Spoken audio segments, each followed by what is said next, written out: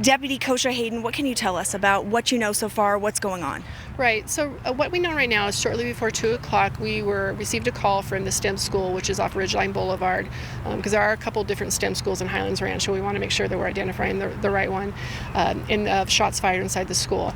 Obviously, that's a very scary call to get. Our first responders went into action. We got to the school. We did discover we have right now what we know is at least 2 injured. We're still going through room for room looking for injured. We do have 2 shooters in custody. I'd have no information on whether they're the gender, their age, or anything like that. In situations like this, we always assume there's going to be more. We're in the process of looking for any more shooters, going for, like I said, room to room. Our emergency personnel were able to get in there, tend to the injured. I do not have any information on the extent of their injuries. For the police responders, they are going room for room, looking for any shooters, any injured, trying to make the situation safe. In the process, we are evacuating all the children. We are having parents pick them up at the Northridge Rec Center, working with the school district to identify each one of the students to make sure that they got to where they need to go. We did have a few students that self-evacuated, and we're in the process of rounding them up and getting them to the proper place to be reunified with their parents. And when you're talking room to room, is that because you had the kids were placed in some sort of lockdown as the situation was unfolding, or kind of what is going on inside? Correct. Yeah, the school district will put their policies and procedures when this happens, and I would assume it's a lockdown procedure. They do what they need to do.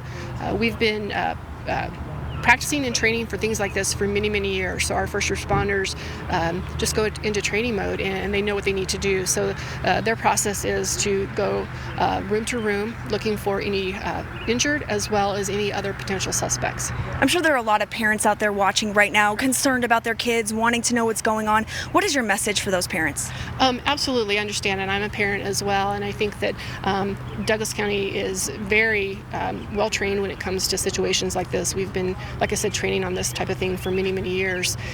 We just want the citizens to know that we got there quickly, and we're doing everything possible to make sure everyone is safe in the situation, as well as making sure kids get reunified with their parents.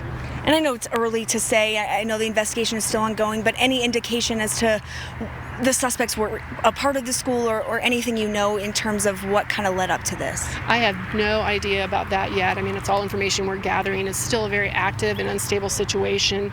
We want to make sure that we look at every single piece of that school before we deem the situation to be safe and complete. So more information will obviously come, and we'll let you guys know. But the message for parents is to go to the Northridge Rec Center. That is Correct. Where they're going to be reunified with their kids. Correct. What about in terms of what is going on behind us right now? Obviously, we see very, very heavy Correct. police presence, lots of lights. That's because of all of the people coming to aid and assist in clearing the school. That's what's going on right now?